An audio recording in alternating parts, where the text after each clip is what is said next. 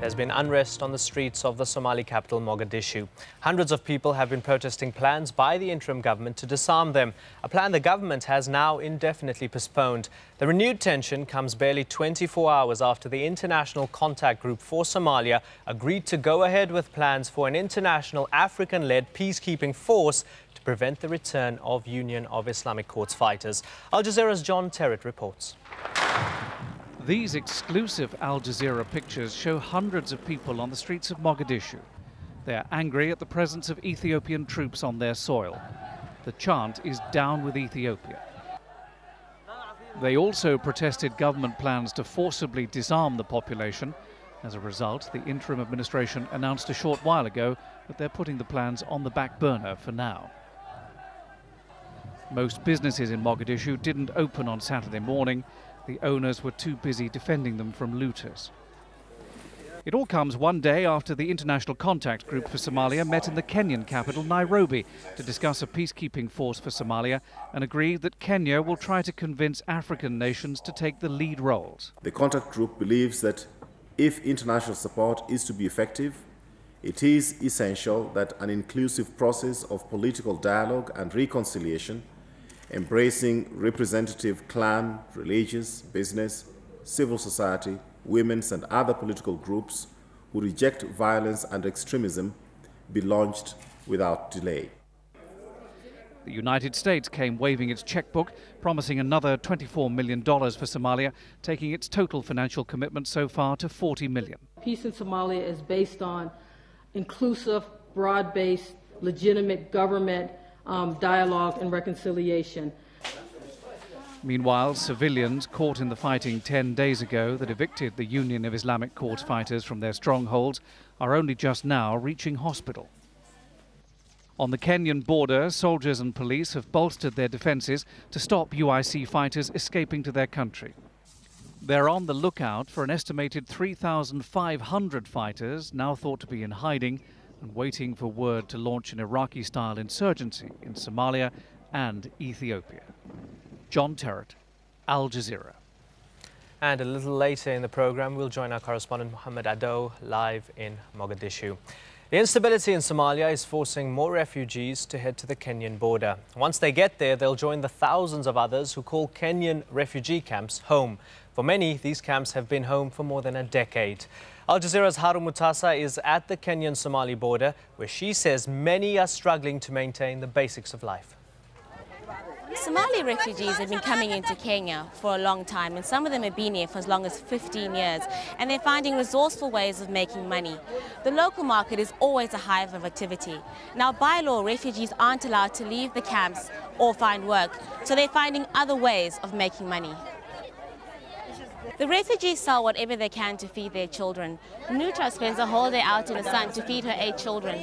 In the corner here is Ali. Now he sells anything from biscuits to sweets to cigarettes to feed his 4-year-old son. It's not an easy way to make a living, but life here is better than in Somalia. That's why so many refugees are so desperate to get into Kenya. And even though the borders have been closed, many of these people still believe that a lot of Somalis will still try to cross over. Harun Mutasa, Al Jazeera, near the Kenya-Somalia border. America's Democrats are making their presence felt over policy in Iraq now that they control the U.S. Congress. The Democrats' leadership is calling for a phased withdrawal of U.S. forces from Iraq. Their call comes as President Bush prepares to announce his new strategy and after he's just named 2 new military leaders to run operations in the region. We'll be live in Baghdad in a moment, but first, this report from Viviana Hurtado. With President George Bush promising to reveal a new Iraq strategy next week, major changes to senior diplomatic and military posts are underway. Bush tapped John Negroponte, the U.S.'s first director of national intelligence, to serve as the Deputy Secretary of State to Condoleezza Rice. Ambassador Negroponte leaves big shoes to fill as the Director of National Intelligence. The DNI has become a core part of our national security team. Replacing Negroponte, retired Vice Admiral Mike McConnell, a veteran with 25 years of experience in intelligence, the last 10 years spent as a national security strategist outside government. I plan to continue the strong emphasis on integration of the community to better serve all of our customers. That will mean better sharing of information, increased focus on customer needs and service, improved security processes, and deeper penetration of our targets to provide the needed information for tactical, operational, and strategic decision-making. The White House announced changes to the top U.S. military posts in the Middle East. General John Abizaid, who announced he was retiring last year, will be replaced by Admiral William Fallon as head of Central Command for Iraq and Afghanistan. General George Casey, the leading ground commander in Iraq, will be relieved by Lieutenant General David Petraeus.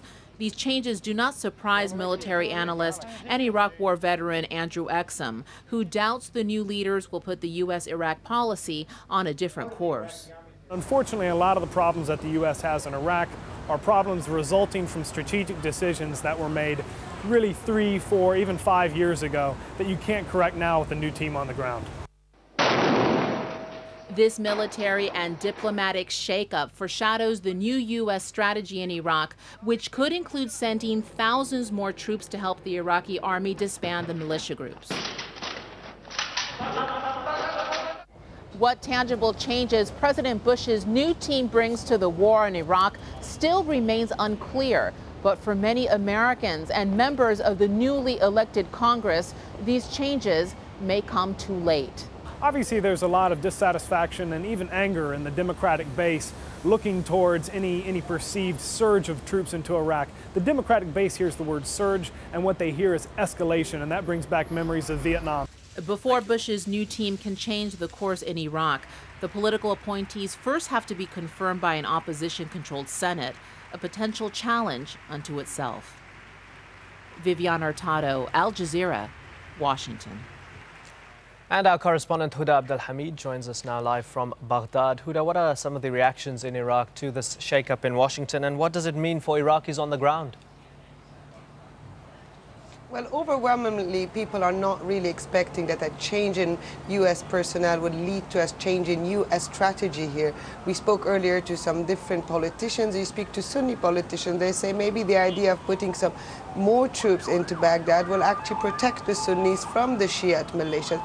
You speak to Shiite people, they say more troops in Baghdad are unwelcome. They will create more instability. They will create more problems. The Shiites are obviously, there has been talk that the U.S. troops would go after the Shiite militias, namely the Mahdi army, and the Sadrist group is saying that the U.S. troops are actually part of the problem, not part of the solution. Now you speak to civilians on the street, and overwhelmingly they tell you that we don't want more U.S. troops here. Each time there is more American troops on the ground, there are more problems on the ground. We've already had an operation Together Forward, which was last August. There was about 12,000 U.S. and Iraqi troops here in Baghdad. They went neighborhood by neighborhood, house by house, but the violence only increased once they left. So people, civilians trapped in the middle, are very cautious really about this surge in troops. What is the current security situation on the ground? Are there still fears of sectarian hit squads attacking specific neighborhoods? Well, it depends on, again, Imran, it depends really on who you speak to. The Sunnis are complaining mainly about Shiite militias and death squads. They say they come and pick them up at home, and then the bodies are found in and around Baghdad on a daily basis. The Interior Ministry here announces that at least 20, 30 or 40 bodies were found. On the other side, the Shiite complain about car bombs. They say they had not started this wave of violence. The violence started by Sunni armed groups right just after the fall of Saddam Hussein. They are the ones who started planting and terrorizing the civilian population in the markets with car bombs and whatnot. So and when you speak to politicians here, they say at the end of the day, the only way out here is to have all these factions sit together, and each one of them has to compromise and drop their arms and reach the negotiation table. Now, it's been a week since Saddam Hussein's execution. Any latest reaction on that?